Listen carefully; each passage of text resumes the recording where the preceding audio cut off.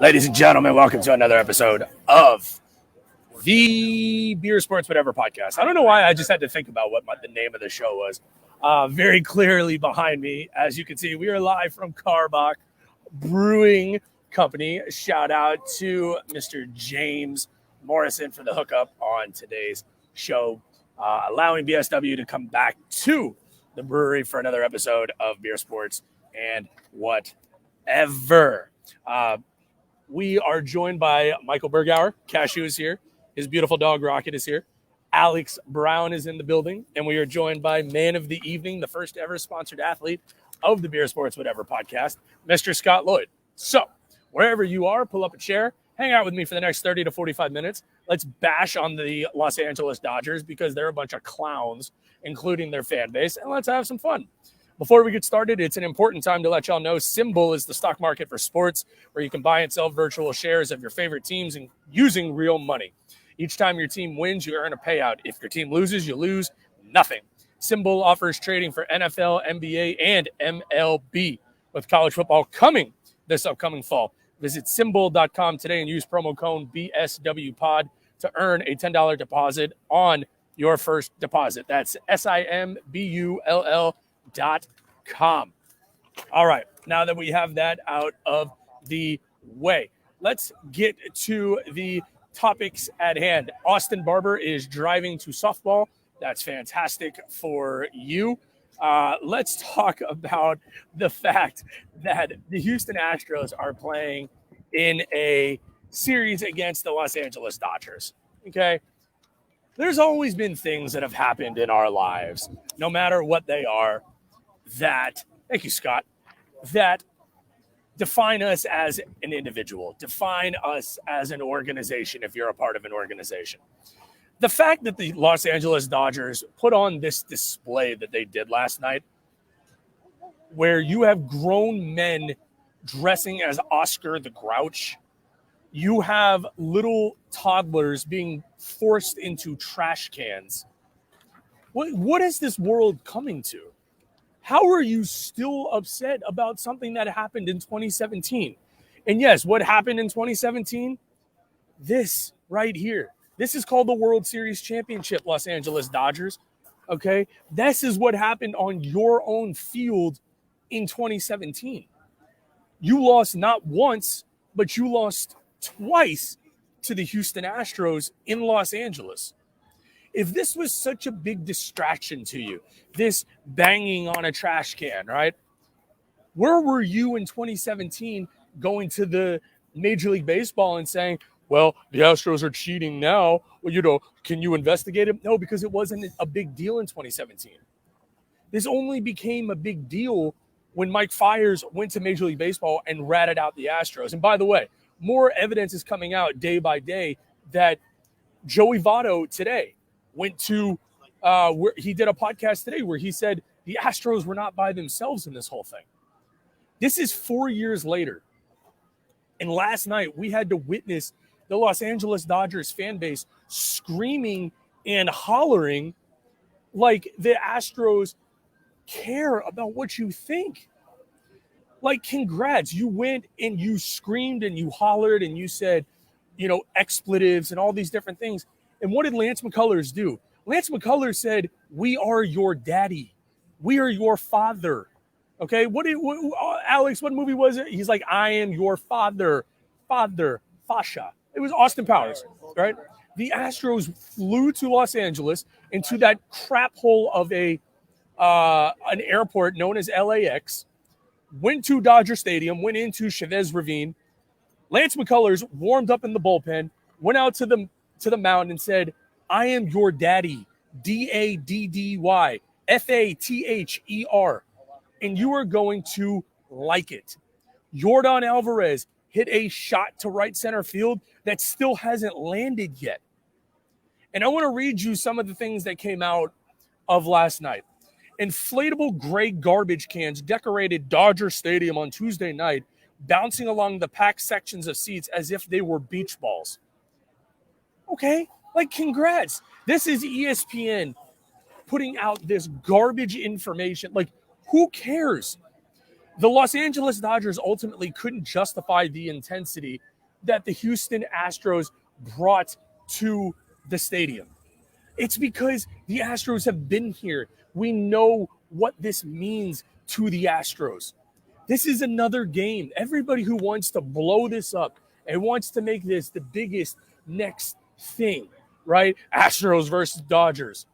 It's not a rivalry because we've won in a World Series over you already. It has to be you belong on the same field with us to justify it being a rivalry. You don't belong on the same field as us, Dodger Nation. You want that's not a hot take. Beat us in a series that actually matters, and we may consider this a rivalry. But you want to pump up these regular season games, that doesn't matter. And as I say this, we are now being joined by our special guest, Mr. Chris Gordy. Chris, how are you, sir? Yo, what's going on? You know this place pretty well. You know Carbach Brewing. You know what's going down behind me. I do, and we were just out there, less than a week ago with the Rockets having their big watch party out there, and it was a big night for the Rockets. Did not think they'd be picking 4 first-round picks, but they did. Listen, I'm excited, all right? We're going to get to the Rockets in a minute. We're talking about what went down last night, and it's a rendition of Austin Powers because Lance McCullers went to all of Dodger Nation and said, I'm your daddy. All right, I am your fascia. I am your father. Last night was beautiful, right? I can't describe it. The atmosphere was incredible, but Lance McCullers put on his big boy pants last night and did his thing. Yeah, I'll just come clean and be honest. I mean, I was predicting on the air yesterday that the Astros were going to get owned by Walker Buehler. I've watched Walker Buehler all year. He's probably going to win a Cy Young. I mean, he's been phenomenal. And the Astros handed him his second loss of the season last night, and he gave up 1 run. That's the craziness about it. But no, the fact Lance McCullers outdueled him, there have been moments this year where McCullers has been the ace of this staff. I think everybody's kind of taken a turn. There's been a stretch where Greinke was really good. There's been a stretch where Fromber's been really good. But there's been a couple times where Lance McCullers has really stepped up and looked like, the ace of the staff. And, man, he could not have been better last night. He pitched his butt off.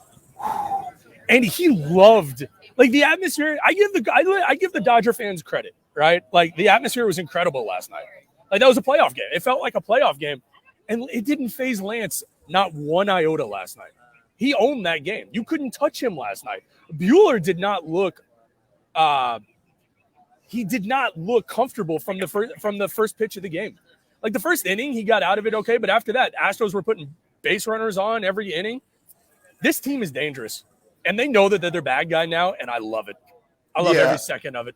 I mean, look, that said, they could come out tonight and get owned against Max Scherzer, and very easily. We'll be back to going, what happened? Look, at minimum, you want to win one of these, right? I mean, the series with the Giants was fun. It was entertaining. All the games were really good, but they lost 2 out of 3. They very well could have won 2 out of 3. I mean, they played that well in that series offensively. So, I mean, look, if they go out and lose tonight to Max Scherzer, I think everybody just needs to pump the brakes and humble themselves and say, look, Scherzer's one of the best in the big leagues to do it. So if you lose to him tonight, no harm, no foul, especially when you got Jake Odorizzi going tonight. So, yeah, I think the Dodgers bats are going to be a little bit more fired up knowing they got shut out last night with all that home crowd being loud and supporting them.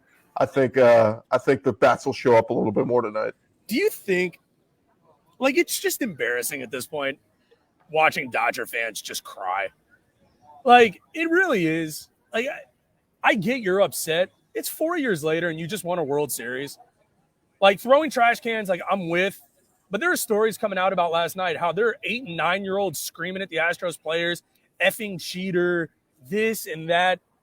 And the Bill Patskys of the world and all these guys, it's time to get over it, I think. In my opinion, I don't know where you fall in that, but watching it last night, just be great fans, cheer your butt off. If you want to heckle the other guy, the Astros, fine.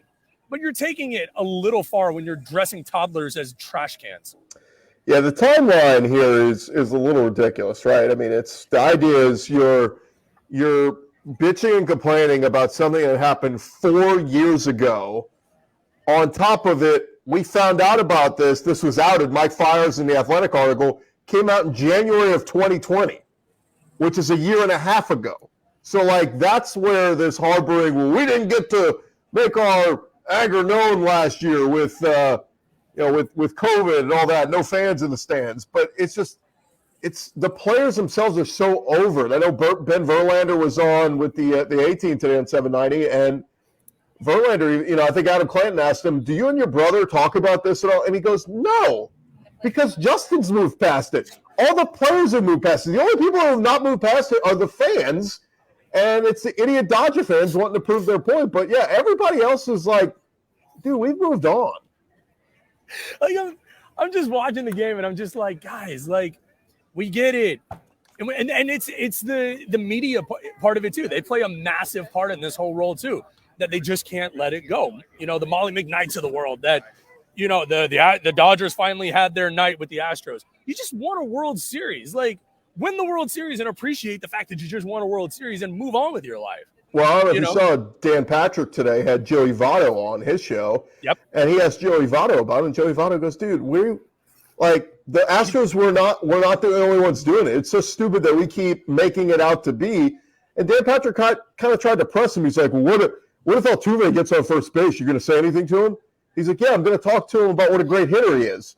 And he goes, no, but I mean, like, are you going to bring up trash cans? He goes, no. Why the hell would I bring that up? Like, it's just so stupid. Like, and Dan Patrick of all people, like, dude, move on. You were the one bitching and complaining a few weeks ago, like, oh, the Astros are skipping the All-Star game because they don't want to face the music. Dude, they face the music. Their manager and GM were fired. They get booed everywhere they go. Like, stop acting like they didn't get punished. Yeah, it's because the players' union negotiated that on their behalf. Stop being morons and read the facts. Half a World Series, says Austin Barber. Facts, if you really want to go by the letter of the law there, Gordy. Moving on to happier topics. Have you been watching the Olympics? I just started getting into it like a few days ago, and apparently they're about to end now. So my wife's been all into it. I've argued on the air. I'd rather watch, like, the other night Red Sox Rays was on. I watched that over whatever was happening in the Olympics. I'm a baseball, basketball, football guy. I mean, like, I've watched a little bit of the Team USA basketball and stuff, but I don't know. Like, am I a swimming expert if I watch it once every 4 years? Let me tell you something. All right, I've convinced myself I'm going to go Olympic pro in ping pong. I could do it in handball. There's no doubt about it in my mind. Handball, ping pong, badminton. No way. The handball was interesting. I didn't know what the hell I was watching. It was like a soccer net on a basketball court, and nobody's dribbling this little ball. They're all just like throwing it and walking with it. I'm like, what is this sport? But let me tell you something. Badminton 2024, Sports Talk 790 sponsors Mike Brown at the Olympics. Let me tell you something. It would be gold. Yeah, that sounds good to me. I like the competitive walking. That's really the competitive weird. walking is fantastic. Yeah. I could do that too. I could do that. Rockets draft. What were your thoughts last week on their haul? Because my unofficial grade, I gave it an A. I thought they killed it. I thought it was absolutely the best draft they could have had. Yeah, I'm really wondering if, and I like Cade Cunningham a lot. I watched him at Oklahoma State, and I thought, okay, this guy's going to be a star. But going back and watching footage of Jalen Green, I'll be honest, like I didn't watch much of him in the G League last year, but I watched a lot of YouTube stuff leading up to the draft. And like the more and more I started watching, I'm like, man, like what if 5 years from now we're looking back and going, man, we really thought Cade Cunningham was better than Jalen Green. Like Jalen Green very well could be the best player in this draft. Like he's got all that potential. It's crazy to think he's only 19 years old, just scratching the surface on what he can become. So I'm excited for him. I'm excited for the other guys. Şengün from Turkey, I think, is probably going to start the year in the G League. He's really young, really raw, but a lot of potential there. And then the kid that they got from Real Madrid, Şengün. Well, no. Şengün was the big man from Turkey. Garuba, Usman Garuba. Garuba. Watch some footage on him. That dude's like a defensive monster, like blocking shot. Like he's like an undersized forward, but man, that dude was getting to the rim, blocking shots left and right. So he could be a nice little, he could carve out his niche in the NBA as like a defensive specialist guy. And then Josh Christopher, I was so impressed with. We got to interview him on Friday at after the press conference, and that guy is so grounded. Like, you listen to him talk, and you're like, this kid's like 25, right? He's 19 himself. Man, what a fun little core of 4 draft picks. And look, the hope is 1 or 2 of them hit, right? I mean, the hope is that Jalen Green is a superstar. We'll see about the other 3, but I always love to do what ifs. I mean, what if all 4 of these guys are home runs? Or just 3. Let's just say 3 of them pan out and are really good players. Man, Rockets are going to be a lot of fun to watch. Christian Wood, you've got Tate, you've got KJ Martin, you've got KPJ. Like, this team is going to be fun. His outfit, by the way, was spot on. The bell-bottom pants for Jalen Green, that was fire. Like, that was fire. Like, he looked good. He looked like it also looked like the moment wasn't too big for him. You know what I mean? Like, he looked like he belonged there. Like, Cade, when he was giving his interview, like, he was excited. He's throwing his sunglasses on and off. Like, okay, that's awesome. But, like, Jalen Green was calm. He was cool. He was collected. Like, he makes me excited, man. Yeah, I just I think the world of the kid, and I think I mean the possibilities are endless for what he can do. You know, we were making some bets for Summer League starting up soon, and we were kind of discussing, what's he going to average? I think somebody said 20. I'm like, no way, like 20. He's going to average close to 30 a game. I feel like if they let him in the Summer League, so he's going to ball.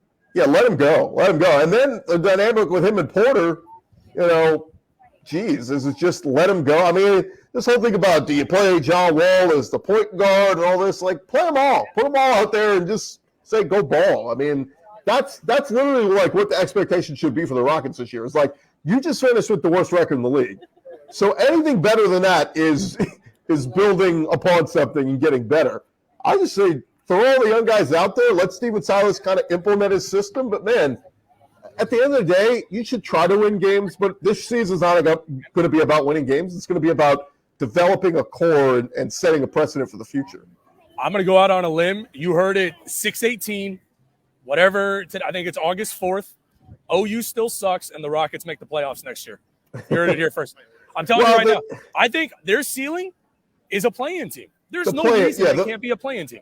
The fact you added those 2 extra spots, yes. The 9 or 10 seed is certainly possible for this team. And again, what iteration do they have? Does John Wall stay healthy and buy in and want to be the leader and the veteran leader in this team? Is Eric Gordon sticking around? Are you going to flip him at the trade deadline for something? There's all these questions about what this team can look like. But I like the Daniel Tice signing the other night. Was watching a little film on him. He's a nice big piece that could play next to Christian Wood and go get – because they're honestly like the 2 biggest problems with this team last year, outside of like they go through like offensive droughts, man, they were so bad defensively at times. Like they just give up points left and right, not get back defensively. And then they couldn't pull down rebounds. Like there were so many nights they get out-rebounded. So, yeah, the Tice signing should help with that. David Nwaba, too. I think David Nwaba is a great value signing, too. Like I was talking to my buddy Jeremy about this. They haven't done much wrong since the end of the year. And that's crazy to say after a tumultuous run there where you got rid of Chris Paul, you got rid of all the James Harden and everything.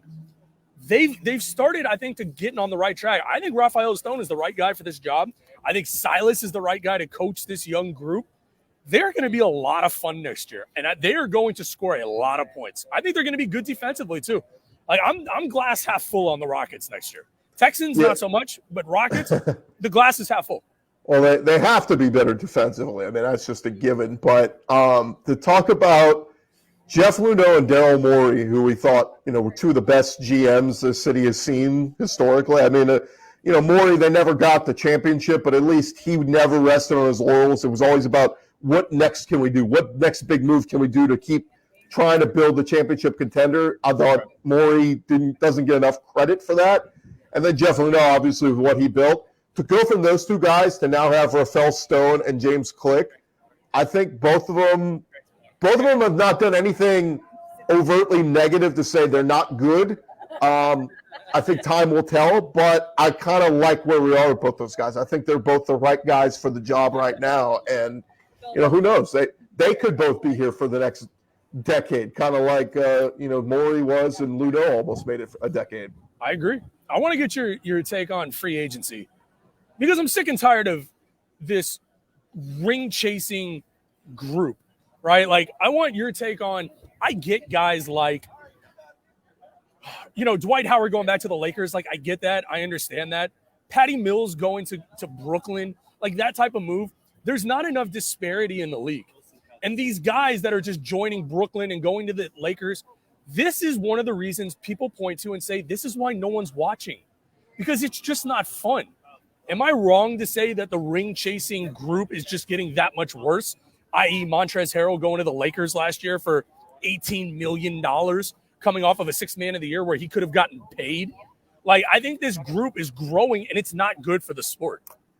Yeah, I think the small market teams, you have to be careful. You're going to lose them. I mean, Memphis has a stud right now in John Morant, but if they ever lose him, they're back to the bottom depths. The Pelicans with Zion, they're hoping to take that next leap and get to the playoffs.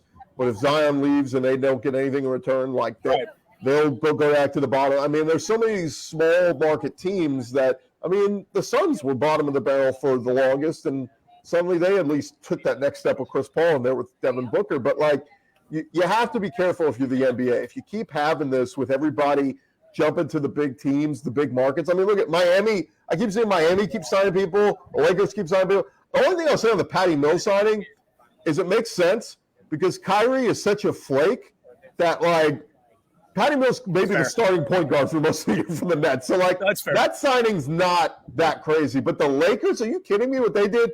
Marcus Monk makes sense, or Malik Monk, rather. Like, that one makes sense. He's 23 years old. He was a top 10, top 11 pick. He could go find playing time there and be really good. But all the other signings, your next youngest player is Anthony Davis at 28. You signed Kent Bazemore, who's 32. Russell Westbrook's 32. Wayne Ellington's 33. Dwight Howard's 35. Trevor Ariza is 36. Marc Gasol is 36. LeBron's 36. And Melo is 37.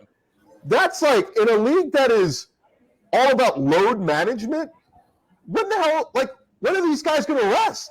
Like, you got to play somebody. Like, I get Ariza and Dwight going there to go ring chase, right? Well, now LeBron's going to go to him and be like, hey, Trevor, I need you to play 40 minutes tonight because somebody's got to play because I'm taking the night off and AD's taking the night off and Dwight's taking the night off. Like, it's just going to be – I don't know. You can't have that many old dudes and get through an 82-game season. It's not going to work. Like, we saw plus this the playoffs, year. right? Yeah, with the injuries this year, the Lakers ended up a low seed and ended up hurting them, right, because they didn't have home court. The Lakers' goal should be to be one of the best teams and have home court. They're not going to have it with this old-ass team because, like, you're not going to have enough guys to run out there every night. AD and LeBron have already done it the last 2 years, using those nights of, oh, LeBron's not playing tonight. Oh, AD's not playing tonight. Because you're trying to maintain health and not risk injury and all that and keep your load ready for the playoff run. But, man, I don't know how they're going to do it. I mean, it's a terrible fit with Westbrook and LeBron. Like, you have no shooters. They can't shoot. They can't shoot. And then on top of it, it's all old guys. Like, I literally don't know. I don't know how they're going to do this. And I have to see Chris Broussard today, fraud on First Things First, saying, this is a legendary roster. Yeah, bro, like 8 years ago, it's a legendary roster, not in 2021. Stop. You like what Chicago did? Like, I'm at a loss with what Chicago's doing or what they're trying to do. Like, they're spending a lot of money. They signed the scrub Alex Caruso, who I hate. What's his name? Like, they got DeMar DeRozan. You have the Vucevic kid, Kobe White. But, like, it feels like you're spending a lot of money to get knocked in the first or second round. It just doesn't make a lot of sense. But for as bad as the Bulls have been in recent years, like, they need to give their fans something to cheer about. So, yeah, Lonzo Ball, Kobe White, high draft pick, Alex Caruso. Like, again, you're just signing guards. I don't know, like, what combo of starting lineups you put out there. But, yeah, like, I guess DeRozan plays with Zach LaVine and Lonzo. Like, I guess that's your 1, 2, 3. And then Lauri Markkanen was a guy that, like, everybody thought, okay, that guy might be available. Well, now it looks like they're keeping him. And they got Vucevic down low. So we'll see. Patrick Williams. Yeah. Yeah. They got an okay team. They got, I think, is Troy Brown still hanging around there? I think he might be there. But yeah, he's there. But yeah, I don't know. It's a weird iteration of a lineup, but the Bulls have been so irrelevant for the last few years. Like, they need something to cheer for. That's fair. Over under 3.5 wins for the Texans on a 17-game season. So because it's 17 games, I would lean over to that. Ooh. Like they're gonna luck into something, but man, I wouldn't go much higher than 5 wins. Like, this team's bad. I'm excited. I'm gonna go out to practice on Friday, but everybody I've talked to that's been out there is like, they don't know what the hell they're doing. Like, they don't know what they're trying to build. They have no identity. You get a whole bunch of dudes on 1-year deals, so it's like, even if a bunch of guys ball out this year, like, ooh, Christian Kirksey, this guy's good. Like, if you go to Christian Kirksey and go, hey, man, we'd love to give you a multi-year contract, he's going to go, hell no, I just balled out. I'm about to go hit free agency, go to the top bill, whoever wants to pay me the most. So, I don't know, man. The running back core is stupid. Mark Ingram is obviously past his prime. You see what you have in Phillip Lindsay, David Johnson, keeping him around is stupid. Like, somebody brought this up. The Texans barely signed any undrafted free agents, right? Every year teams find gems in undrafted free agents. The Saints used to do it all the time. Pierre Thomas. I mean, they used to but the Texans too, like Arian Foster was like the biggest undrafted free agent rookie that they signed, who ended up being a gem and a stud for this team for so many years. Like, why not, instead of bringing in Mark Ingram and Rex Burkhead and David Johnson, tell all those guys to hit the road. Phillip Lindsay I'm okay with, but like, bring in 3 undrafted rookie running backs and see if you have something in them. Like, and then if you have something in them, great, you got that guy for the next few years. Even if David Johnson performs well this year, you're not going to re-sign him, right? Like, it'd be stupid. Oh, 2-year extension for David Johnson. Like, no, he's old.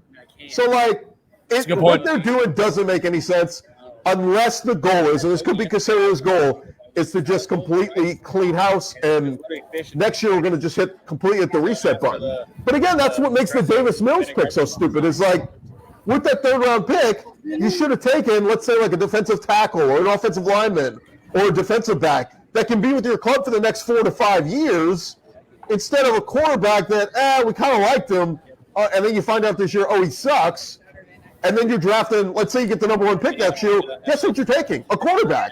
So Davis Mills becomes irrelevant at that point. Like, that's why that pick just doesn't make any sense to me.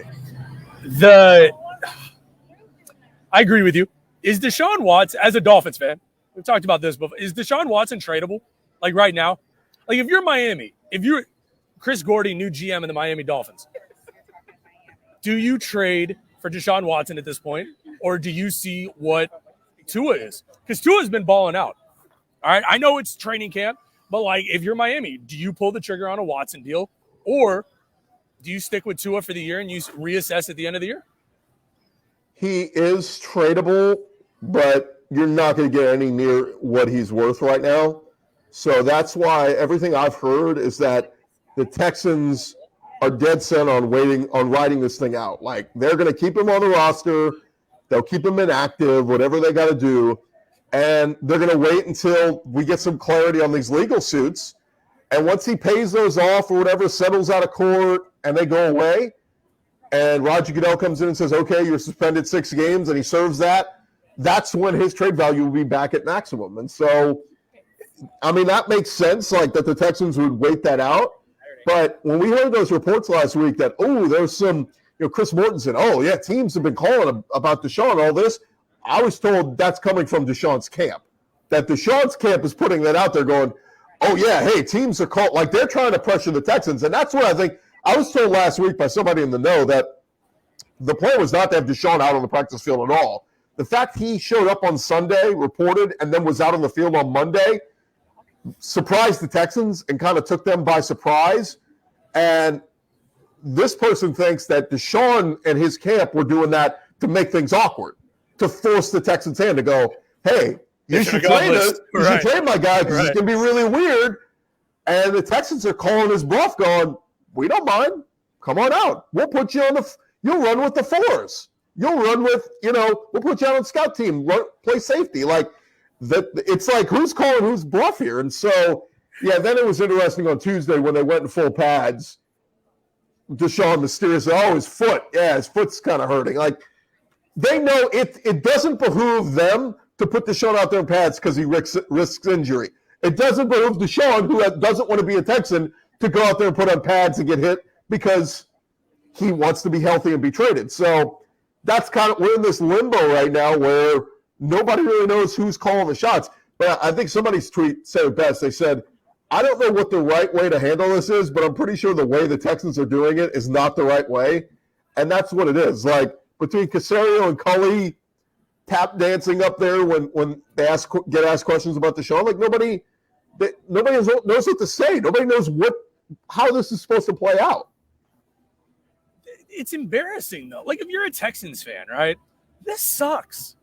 Like, this is embarrassing. Like, you're watching your team. David Culley is not a head coach. He doesn't talk like a head coach. He doesn't act like a head coach. And you've got this poor guy up there just taking all the bullets. Like, where is Cal? Like, Cal showed up for one day with his goofy looking mustache and his t-shirt. Like, where is he? Where is Caserio? You know, Caserio talks, but they're putting all this on Cully, and it's not fair, at least in my eyes. The way I see it, like, you're sending this dude up there to answer questions and get destroyed by the Houston media, which, you know, it's just not fun. Like, if you're a Texans fan, this is not fun. It's not, but at the end of the day, this is what David Culley signed up for, and he's getting paid $1 million to coach his team, and so I'm with you. I mean, would you have hired Bieniemy? Like, you yes, personally? Okay, yes, I would have absolutely. hired him in 5 seconds. My dream hires for the Texans this offseason was Louis Riddick as the GM and Eric Bieniemy as the head coach. Would that have worked? I don't know. I mean, I think Louis Nix does a pretty good job on ESPN. He's got years of front office experience, seems to know what the hell he's doing and what the hell he's talking about, but who knows? Caserio, the thing I just don't like is, and again, Cal did this whole crap about, we are not New England South. No, you're New England South. You hire nothing but New England people, like Bill O'Brien, Romeo Crennel, Nick Caserio, Jack Easterby. It's all people from New England. Rex Burkhead. Yeah, well, there was an O-lineman there working out the other day, another Patriot. It's like, good God, but traded for Marcus Cannon. No, I mean, like, I think Caserio is just so much in the Bill Belichick mode. I'm the smartest man in the room. Trust me, I know what I'm doing. Fans, you're just idiots. Don't question my moves. I'm like, that kind of stuff's just so stupid and played out, man. Like, that's why I thought, at least, like, Eric Bieniemy's been a coordinator for the majority of his career. That guy's been waiting his shot. And somebody told me behind the scenes, they said, what they didn't like about, at least what the Texans didn't like about him, was that he cursed in his interview. Like, that they had some, you know, like the female was Janice McNair was on there, and Bieniemy's throwing F words around all this. Well, he's a football coach. Like, what do you care? But they thought that came across as classless. Now, whatever. Say whatever you want about that. But that's where a couple other, like the Falcons interviewed him. Like, I don't know what's wrong with Eric Bieniemy's resume when Andy Reid is tooting his horn left and right and all this. But you know what I would have taken a chance on with Eric Bieniemy? Because he coaches Patrick Mahomes, and he's been to the Super Bowl, won a Super Bowl, and like his track record is great. You know who I wouldn't have hired? The guy who's never been a coordinator, and David Culley. The guy who's been a lifelong, like, fourth-tier assistant, like, wide receivers coach. Like, oh, John Harbaugh raved about him. Oh, really? Well, why did John Harbaugh never promote an offensive coordinator? Oh, well, you see, it's not that simple. Yeah, it means he didn't think he could do it. And now he's a head coach. So, look, no offense to David Culley. Seems like a really nice guy. Everybody you talk to him, they start with, really nice guy. You know what they don't start with? Oh, great football mind. Oh, man, this guy's going to be a great head coach. Nobody says that because I don't think he's going to be. I don't care. See, to me, Gordy, this is not hard, right? I only have a degree from the University of Houston, and I have figured this out. You know how you keep your star quarterback happy? You go to him and you say, Deshaun, this is not ultimately your decision, but we want your input, and it's going to weigh heavily on the decision. We need a new GM and we need a new head coach. Who would you like us to hire? Hey, you know, to be honest with you, like, I'm a big fan of Bieniemy, and, you know, Louis Riddick sounds pretty good as a GM. Okay, so you go to those guys and say, hey, Deshaun, you know, has told us he's very high on you. The rest of the organization's high on you. You know, what are your thoughts about the job? Hey, we'd love to come to Houston. We got something, you know, pretty cool to build. Why is that this hard? Yeah, I mean, I'm with you. I was as a quarterback. No, Deshaun has all of the everything going on off the field. I'm talking about strictly as a franchise quarterback at the time before all of this came out, because they hired him before this came out. That's what the conversation should have been at the time before they knew about everything that came on off the field. But strictly as your star quarterback, one of the 5 best quarterbacks in the league, that's where I'm at with it. That's how easy this conversation and hiring process should have been, but they made it as difficult as humanly possible. And that's what seems to be the Texans' MO is, let's make it as difficult as possible. They should have never told Deshaun that you're going to be part of the decision-making process and then not include him on the decision-making process. Like, if that was your goal all along, and here's the thing, like, maybe Cal did think that. Like, maybe Cal did think, hey, I'm going to involve Deshaun in the conversations and all this. But then Pastor Easterby gets to him and says, hey, no, Cal, come here. We're going to go get my guy. We're going to hop on a plane this Sunday. We're going to fly up to New England. We're going to go get my guy, Nick Caserio. Remember when I told you we could get Caserio? And Cal's like, yeah, that was when we tried to, but we were colluding, and you met him at the ring ceremony, and it's like they didn't learn from that mistake. Like, that was such a big mistake, and they didn't learn from that, and then they're, like, still hung up on this. And it's like, dude, that's not what anybody in Houston wants. That's not what Deshaun wants. Like, it's just, I'm sick of them and, like, not doing what's best for the organization. They're doing what Cal thinks is best religion-wise, like, my pastor who's running everything says this is what we should do, so this is what we should do. There's no chance that he's not related to the guy from Six Flags, right? There's no way that Easterby is not related to that goofy bald guy. Yeah, like, there's no way those family reunion brunches aren't lit with that guy. Well, first off, he's the most unfunny guy. If you got just like an hour to kill, go to YouTube and just type Jack Easterby and watch some of his youth ministry talks and all this. I mean, the guy is as unfunny as they come. But, like, man, what's crazy to me is those SI articles where they really talk about how he has brainwashed, like, the entire McNair family. And, I was told this when the allegations about Deshaun came out and the McNair family found out about it, like Janice McNair and Hannah McNair, their reaction was disgusted. They were so disgusted with him. They're like, get that impure, immoral being out of our building. Like, they're so, and again, like, this is where the hypocrisy is. Like, you think you're so religious, but, like, go look inside your closet. You got skeletons for days in there. But, like, that was their thought. And I'm sure that all stemmed from Easterby. Like, Easterby is the one who, when we read the story, like, he got to Bill O'Brien. It's like, Bill, look at this DeAndre guy. He's got his baby mama hanging around here all the time. Like, man, we got to get rid of him. He's no good. And he's like, yeah, you're right. Let's trade him for David Johnson and a second-round pick. Like, what in the world are you doing? But anyway, like, I think it's the same thing. Easterby got to the McNairs and was like, man, this Deshaun guy, he's bad news. We got to get rid of him. Nick, keep in mind, he's the best franchise quarterback in the history of your organization, but it's like Easterby's paying all the strings over there, man. It's unbelievable. It's unreal. Before we wrap up, your thought on SEC becoming tougher with UT and OU coming in. Look, I'm a little surprised the SEC doesn't want the University of Houston, but that's a different story for a different day. Are you excited, like, as an LSU guy? I mean, are you intrigued at Texas and OU coming in? Because I think it's great. Like, I think it's great for the SEC. But I'm intrigued, too, like, what happens with the rest of the conferences. Like, does the Pac-12 and the Big 12 come together? But the Big 12 hasn't been a 12 in years. So, right. What happens to the AAC? Do we get screwed again? I mean, what are your thoughts? Well, it's appealing. If you're just a fan of college football in general, you don't root for any team individually, then, yeah, you love this move. But, like, I'm an LSU guy. We just made it way tougher on ourselves adding Oklahoma and Texas to the schedule. Like, this is not good for anybody. Nick Saban's not happy about this. He enjoys his easy path to a championship every year. Keep in mind, one of Tennessee, like in the West, where Alabama and LSU are, you have a permanent crossover opponent. Alabama's permanent crossover opponent is Tennessee. Tennessee has not been jack crap for years. It's a bye week for them. LSU's permanent crossover opponent is Florida, who's always like in the top 10, always a really good team. It's a brutal stretch.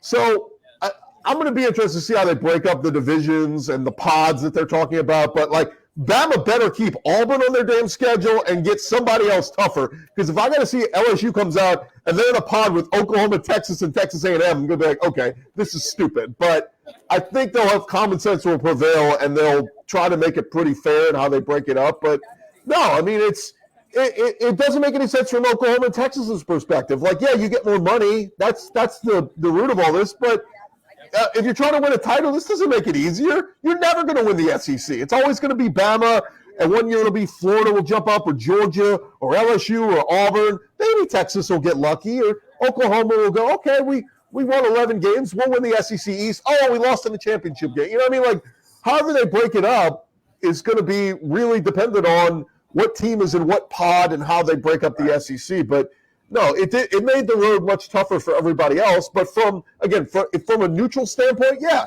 it's way more entertaining to watch Mississippi State take on Oklahoma and Texas as opposed to just watching them play Vanderbilt and South Carolina every week. The prediction for tonight, Astros or Dodgers? I have Astros losing tonight 4-1. I don't think they win tonight. I think they went all out last night. Yeah. Went who's your daddy on the Dodgers, and now, but what do you got? Yeah, I think Scherzer is just too good. I mean, I think Scherzer's good. I think Odorizzi's not, and I think Odorizzi gives up 5 earned. Ooh. Astros lose something like 7-2, 8-2. But again, no matter what, at the end of the night, we need to go, hey, it's a split. We'll take it. And now the Astros come home with like this stretch of really bad teams that they play for the next few weeks that they can whoop up on. I agree. Last question. I keep saying last. This is the final question. You're a very busy man. You got a lot of stuff to do. Does Dana Holgorsen make it through the year with the University of Houston? And the only answer is hopefully not. If you prefer me, keep my sanity, because I think the dude, I have been very underwhelmed with him. Like, U of H is just in such a weird spot. Like, we're a basketball school now, and I love it. We've always been a basketball school. But, like, we took a few years off, and I'm trying to look at that glass half full. I haven't been impressed with him since he's gotten to U of H. Like, the recruiting classes haven't been great. I think this is the year. Like, I'm going to the Tech game the first week. Hopefully they win that game, but I anticipate them going like 7-5, something like that. Well, I was going to say the James Dickey years were not very good for U of H basketball. But, like, if you're not sold on Holgorsen, guess what Texas Tech is not sold on? Matt Wells. Like, they're ready to run him out of town. So that's what's going to make that matchup in week 1 so interesting is he's got two fan bases that hate their head coaches. But I like Dana as a person. Like, I think he's a good football coach. I think the COVID and all this stuff and Derek King transferring out really put him behind the 8 ball because Dana Holgorsen's offense is always predicated on having a good quarterback. Is it going to be Clayton Tune? Can they make it work? Great. But, man, this is the year with, like, the transfer portal and anybody being able to transfer everywhere. He should have absolutely been in that portal, bringing in some stud from another school. Like, hey, come quarterback for us this 1 year at U of H. Come help us run through the AAC, and let's go win a title. Like, that's what Holgorsen should have done, and they didn't do it. And so, yeah, I mean, probably 6 wins best this year. It sucks, man. Like, I wish it was better, but he didn't do in the offseason what I think he should have done. Go hire Tom Herman. He should have never left. Herman should have never have left. He will be available. I would go hire him. I mean, I know he's in charge of special projects for the Bears. Yeah, like whatever that is. He's leading the design of the new parking garage. He's designing the new, locker room. Like, congrats, Tom. Did somebody tell him it's cold as hell in Chicago? Like, he's going to hate it there. So, like, yeah, he should absolutely, like, if they move on from Dana, but, like, here's the thing. Tillman put up all that money on him. Like, what's the buyout look like and all that? Like, there's all those repercussions, but yeah, like, I look, he burned, don't get me wrong, Tom burned his bridges on the way out of Houston, but the Houston fan base, I think if they really looked inside themselves, they'd welcome him back. Okay, do you remember he left the car at the airport? Like, he was leasing a car from an alumni. He drives the car to the airport, which I don't know if this is like the most boss move I've ever heard of or it's just weak as hell, but he drove the car onto the tarmac, parked the car, and got onto the plane.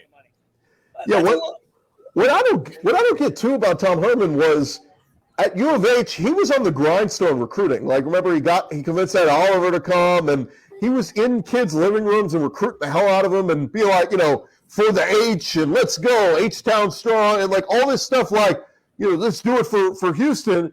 And then he gets to Texas and goes, oh, yeah, I don't have to recruit here because it's Austin. It's Texas. And everybody's just going to come play for me.